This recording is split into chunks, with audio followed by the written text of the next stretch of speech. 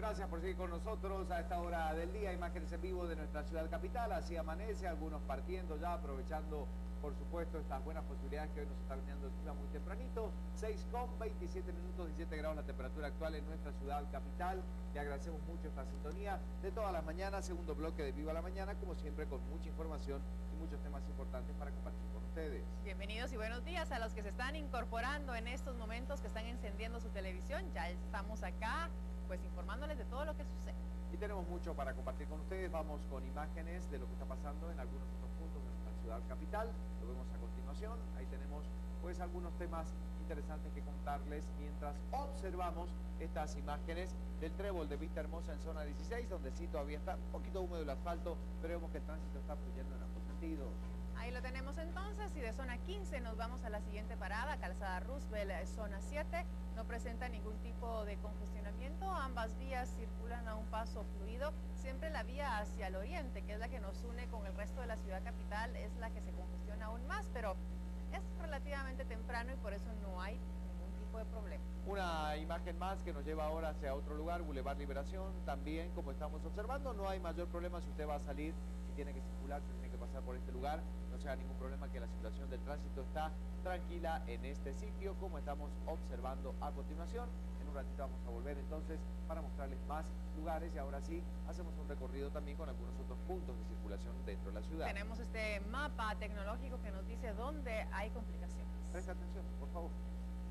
Gracias, compañeros. Sí, en efecto, vamos a ubicarnos en el sur de la ciudad en este momento. Uno de los sectores, una de las zonas de la capital, pues que más conflicto presenta a esta hora durante la semana, aunque con la ausencia del transporte o de la movilización escolar debería pues sentirse esa baja repercusión. Fíjense que todavía se ve un poco complicado. Lo que vemos en pantalla en este momento en un colorcito un poco más oscuro es la calzada Raúl Aguilar Batres. Y ven ustedes cómo en este momento también tiene una cierta intersección con el anillo periférico. Más adelante la Aguilar Batres tiende a despejarse bastante más con dirección hacia el Boulevard Liberación. Donde más repercusión de tránsito hay en este momento es aquí, en este punto, justo antes de llegar al entronque de la Aguilar Batres con el periférico. Ahí donde más congestionamiento vehicular se da, todo ese tramo desde Villalobos hasta llegar al periférico. Es la parte de la Aguilar Batres más atascada por el tránsito a esta hora. La avenida de la Petapa también la tenemos en pantalla en este momento, también la tenemos en color verde, y en paralelo la calzada Tanacho Sul, que como ven ustedes también presenta pues bastante movilidad vehicular en este momento. Lo ponemos en color verde para que se vea que tiene pues un poco de paso más libre. Y el periférico, que también lo ven ustedes ahí cruzando la Aguilar Batres con cierta conexión hasta la avenida de la Petapa, también presenta movilidad vehicular fluida a esta hora en ambos sentidos. El sentido norte, el sentido que va hacia la zona 1, 2 o 3, pues es el que tiende a congestionarse más a esta hora del día, pero en este momento tiene bastante flujo cuando son las 6 de la mañana con 30 minutos, justamente las 6:30. Vamos a ver qué pasa con esta zona de la ciudad más adelante conforme pasen otros minutitos. Fíjese que en información adicional voy a comentarle que el ingreso por la ruta Jacobo Arbenz o carretera al Atlántico está comenzando a saturarse aproximadamente a la altura del kilómetro 12 antes del ingreso al paso a desnivel de la Central Norte. En otra información le comento que pues no es información oficial, de hecho se reporta el decomiso de un cargamento importante de droga, de 2.000 kilos de droga en las cercanías de Puerto Barrios y Zabal. Falta que el Ministerio de Gobernación confirme los detalles de este operativo, información importante que vamos a confirmarle más adelante. Y también le comento que la Policía Municipal de Tránsito reporta que un semáforo en la colonia El Sauce, la zona 2, no está funcionando, lo que podría representar un riesgo para quienes se movilizan de esa zona, la zona 2, hacia otros puntos de conexión con la ciudad capital. Es el Sauce, no tenemos el punto exacto, pero es un semáforo que funciona en la colonia El Sauce en la zona 2. Además, los bomberos municipales reportan el hallazgo de una mujer asesinada en la zona 2, justamente pero de Villanueva, entre las colonias Modelo y colonia Santa Mónica también. Eso va a generar movilización de Policía Nacional Civil y del MP, lo que podría ocasionar también alguna congestión de tránsito en ese lugar. Así que le hemos comentado de algunos puntos relacionados con el tránsito en la ciudad de Guatemala. La Aguilar Batres bastante congestionada antes de llegar al periférico. Más adelante se libera un poco el tránsito por esa zona. Hablamos de esto más adelante. Bueno, muchas gracias, Alejandro. Información importante que compartimos con ustedes y tenemos que poner una cifra esta mañana. Analicemos el siguiente número, se lo presentamos.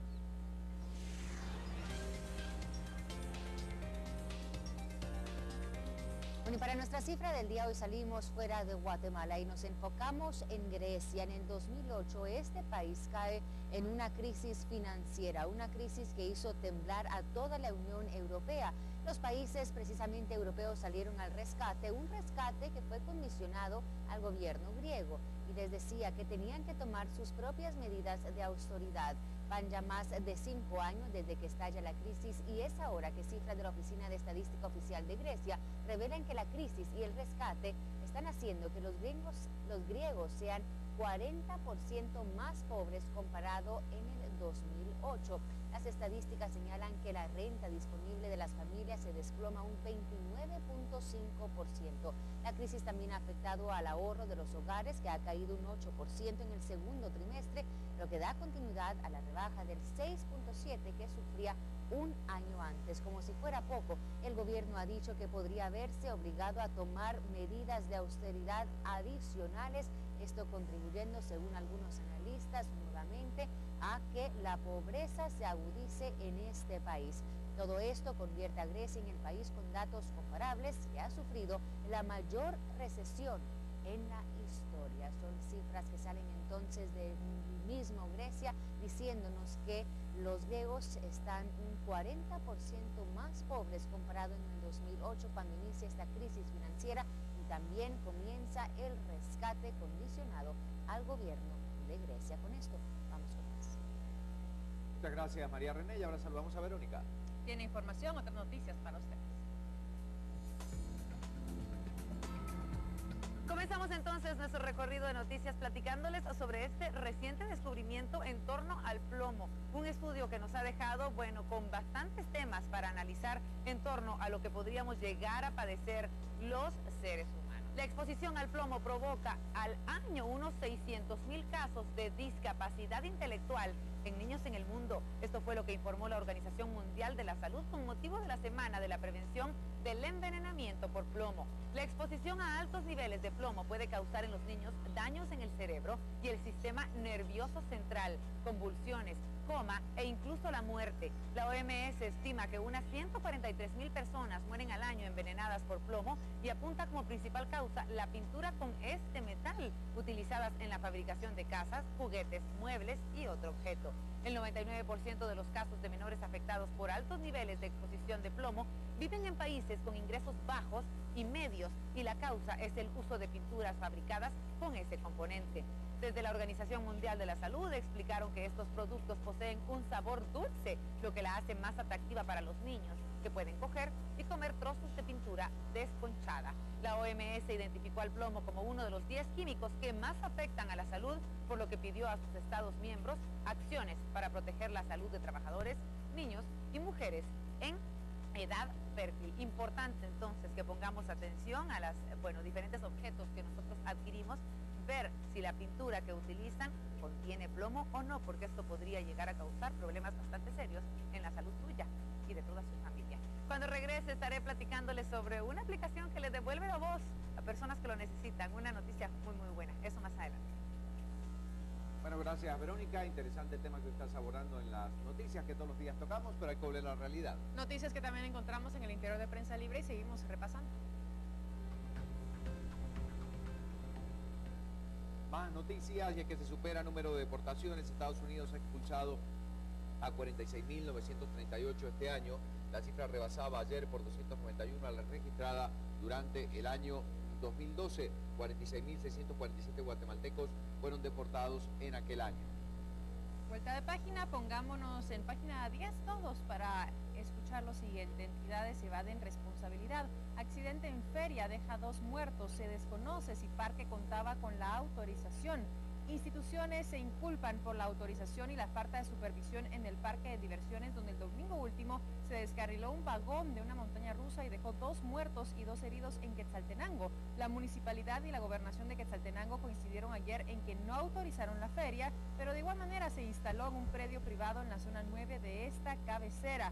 Ahí vemos entonces que la feria que instaló la cartera de cultura en el Campo Marte capitalino generó rechazo de varios sectores. Esta feria ya había estado aquí en nuestra ciudad capital por parte del Ministerio de Cultura. Diputados consideraron que era un gasto pues muy elevado. 105 días prestó servicio a 400.000 personas. La adjudicación fue señalada incluso como irregular.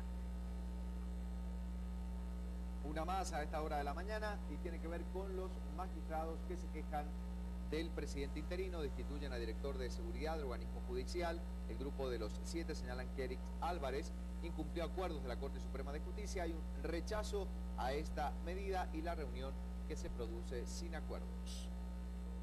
Pacific Oil, venís con nosotros, presenta.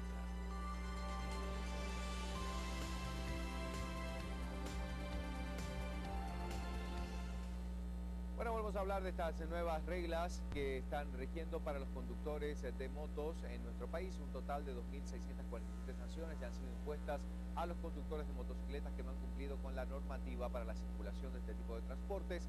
Según el reporte de la Policía Nacional Civil y de la Policía Municipal de Tránsito, hasta ahora estas son las cifras que se están manejando.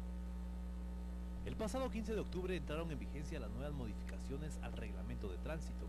Hasta hoy, según las autoridades, han sido impuestas 2.674 sanciones a motoristas, de las cuales 2.458 han sido emitidas por las PMT y 224 por la Policía Nacional Civil. La mayoría de estas es por no portar chaleco y casco plenamente identificado, y porque los motoristas no cargan su licencia o simplemente están vencidas. A raíz de las nuevas disposiciones, en las redes sociales han circulado fotografías donde supuestos asaltantes atacan a los automovilistas, pero eso sí, con chaleco anaranjado. Hace poco, el ministro de Comunicaciones, Alejandro Sinibaldi, fue sorprendido cuando viajaba en motocicleta sin chaleco y sin casco identificado. Sinibaldi reconoció su error y que fue multado en la carretera cuando se conducía a Alta Verapaz. Como cualquier guatemalteco, cometí un error. Ese error fue no portar un chaleco como correspondía. Como cualquier guatemalteco, había un retén pequeño, realmente no un retén, un pequeño puesto de registro. Hicieron el paro tanto a mi persona como a las motos que me acompañaban. Como cualquier guatemalteco, se hizo el paro en ese retén. En ese retén se me puso a mí lo que corresponde como una sanción que tengo aquí el día de hoy, la sanción que se me puso el 20 de octubre.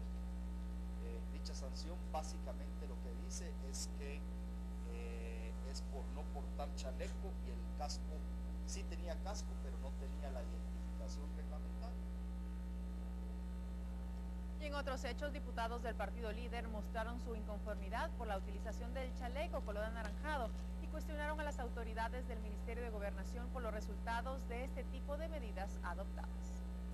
Una acalorada discusión se vivió en el Salón del Pueblo del Congreso de la República, donde los diputados del partido líder, apoyados por motoristas dentro y fuera, reclamaron a las autoridades del Ministerio de Gobernación la infuncionalidad de los chalecos naranjas, obligatoriamente para los usuarios de motos. Durante la mañana, los parlamentarios indicaron que el acuerdo gubernativo tiene que ser derogado. ¿Cuál es la razón por la cual ustedes se fumaron un acuerdo gubernativo? Y yo quiero dejar bien claro que es un acuerdo gubernativo, no es un decreto ley aprobado por el Congreso. Hemos visto en las redes sociales cómo atacan a los diputados. Nosotros no fuimos los que pusimos ese acuerdo, es un acuerdo gubernativo que el Ministerio de Gobernación se fumó.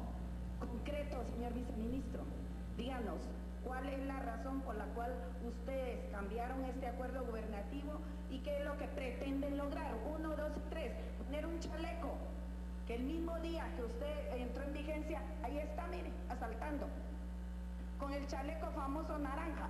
Díganme usted, ¿cuál es la razón y qué era lo que ustedes pretendían lograr para reformar este acuerdo gubernativo? El viceministro de Gobernación aclaró que todo comienzo tiene un proceso.